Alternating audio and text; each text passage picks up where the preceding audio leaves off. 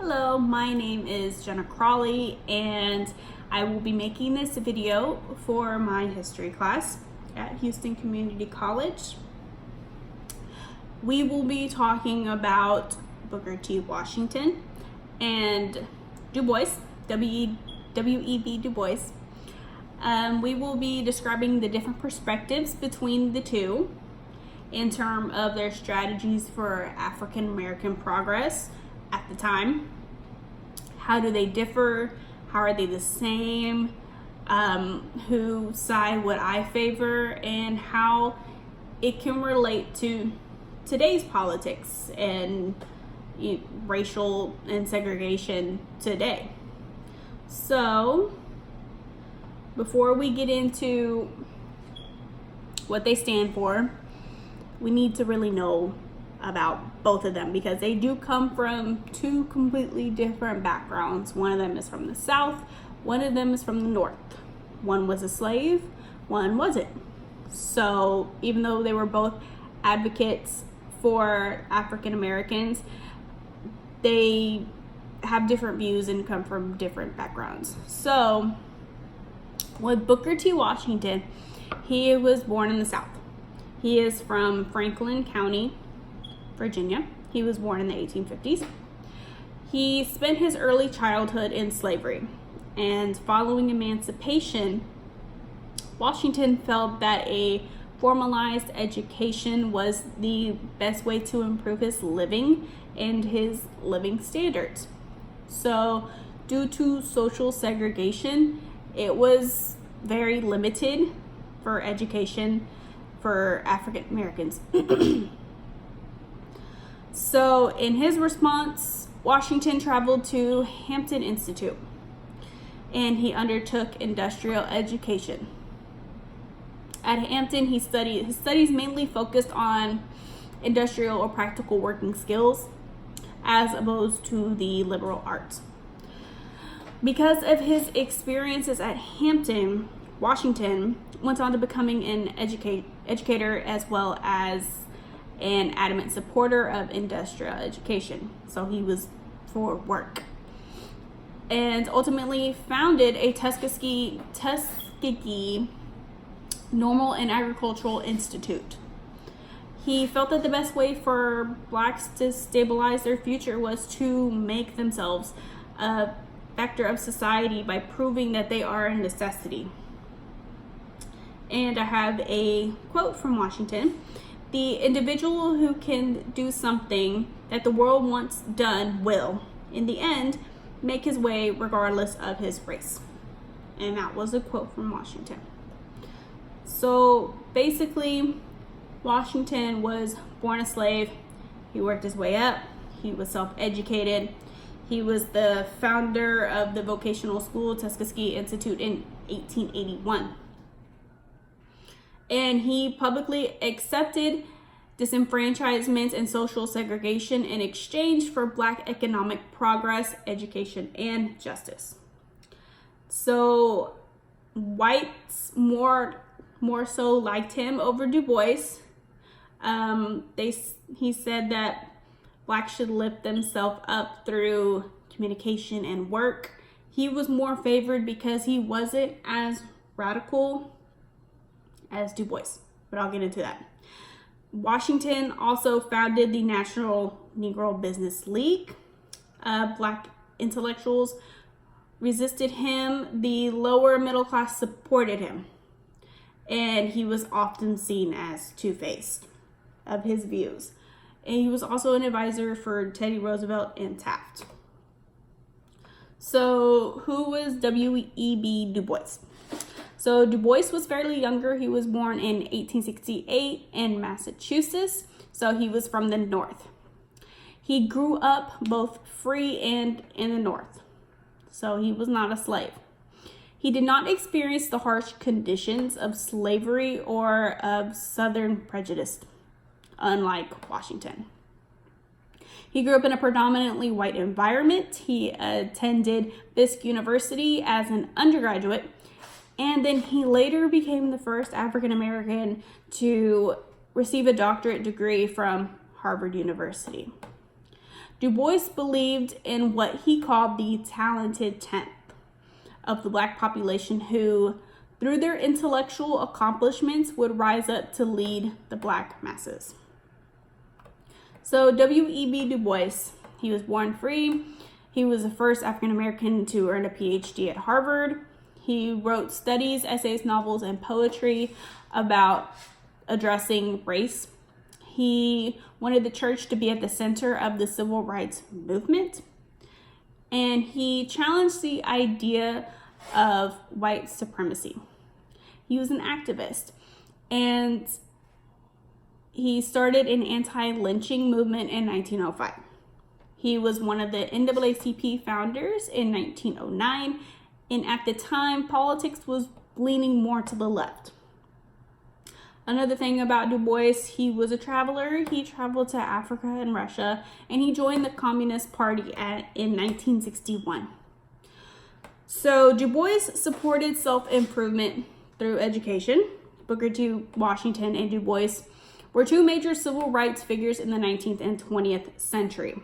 Washington advocated self-help, accepting discrimination for the time being, and focused on hard work and elevation of one, and believed in work with hands, crafting and farming.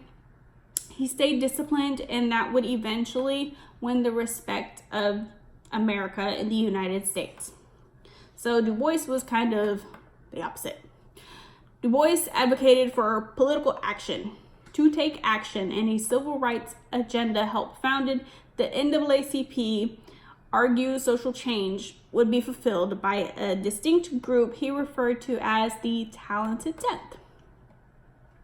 So their similarities, they were both advocates for social justice and equality for African American people, as Washington was more so laid back and we can prove ourselves through work and education, as Du Bois wanted to take action and end segregation.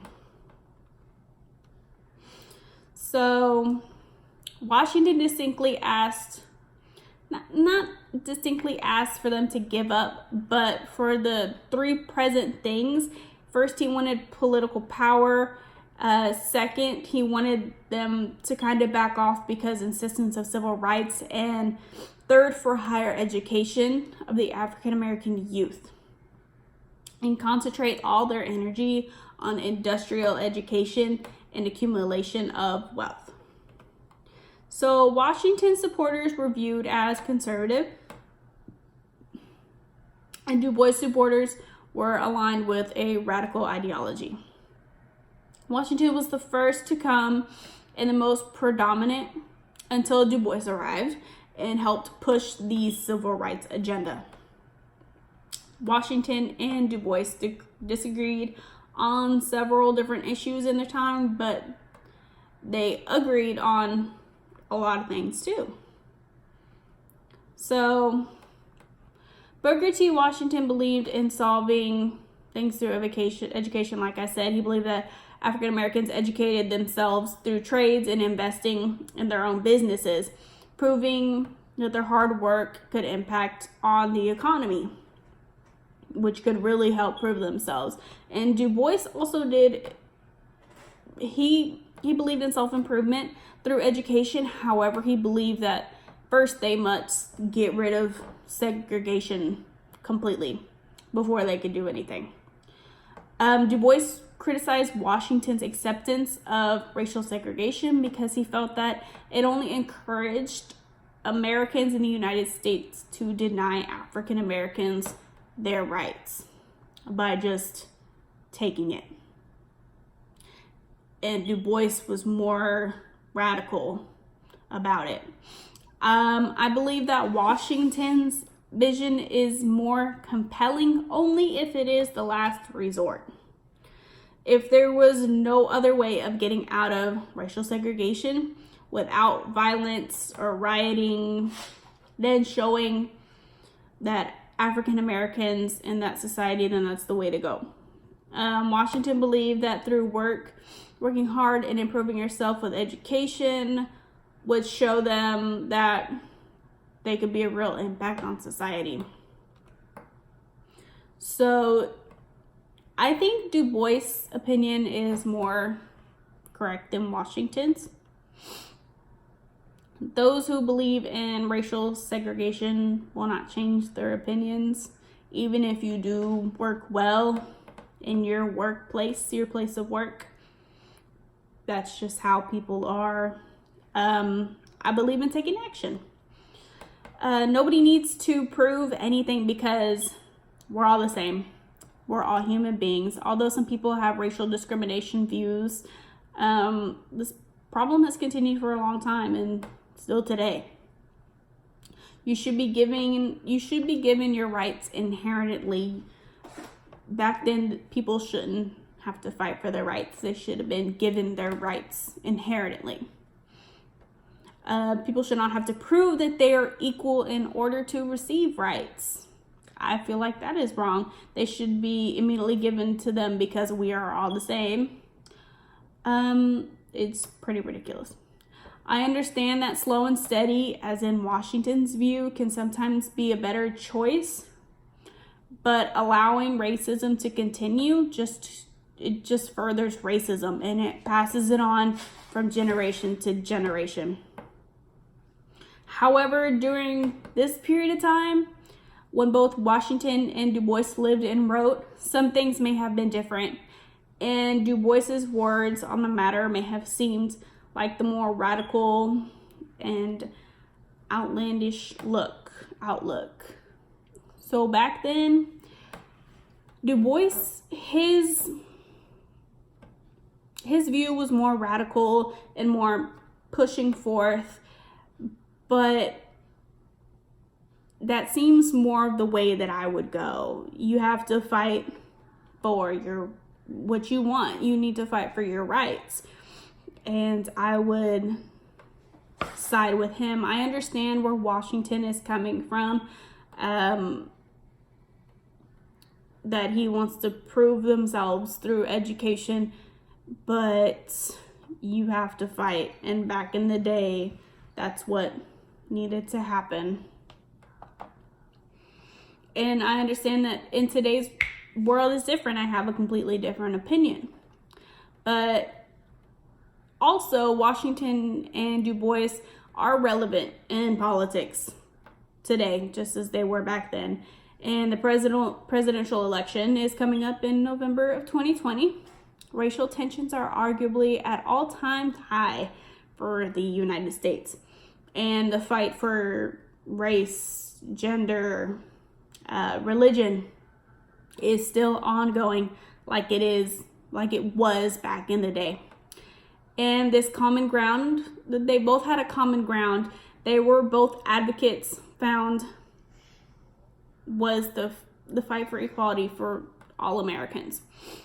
So it's still relevant today. I would choose Du Bois in conclusion on his ideology and his views. I do agree with Washington. Maybe if I was from that time and era, I would more lean towards Washington, but in today, 2019, I believe that Du Bois had the right mindset and to fight for the civil rights. And that is my solution and my view on Washington and Du Bois in their terms of strategies for African American progress. And thank you for watching.